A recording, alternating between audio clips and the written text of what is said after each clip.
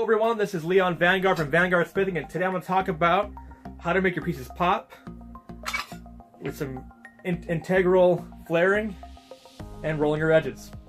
This right here is what a flare looks like, or what I call a flare.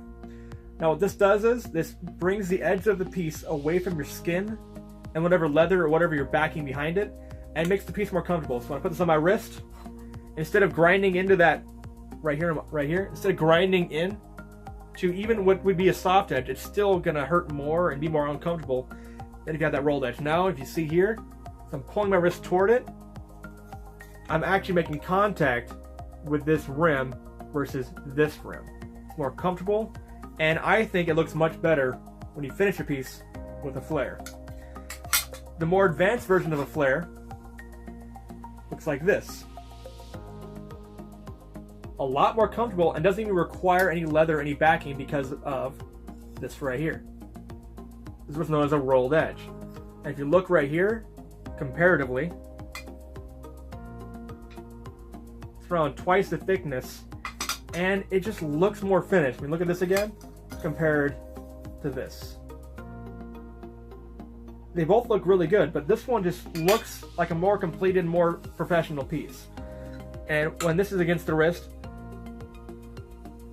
getting that nice area behind there where your wrist is contacting the last one. But if you bring your wrist all the way around, or if it's somehow abrasively rubbing against that, it's a very wide and very, very fat rim. So it just feels and looks better. The major difference, this one takes a lot less technique and doesn't take as much time. This one right here takes around 2.5 times longer at least to get this nice rolled rim. This I can do, this rim, in around 4 to 5 minutes. To do a piece like this where you roll all the edges takes around 15 maybe 20 minutes. I have to gauge my time on that, but it's a lot longer and it takes a lot more hammer control, especially when you're trying to go around curves and edges and make sure you maintain that perfect line.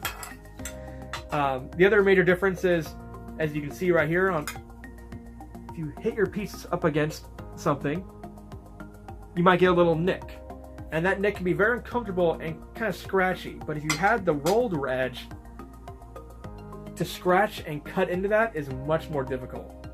So in later videos I'll be showing you guys how to do this, the flare,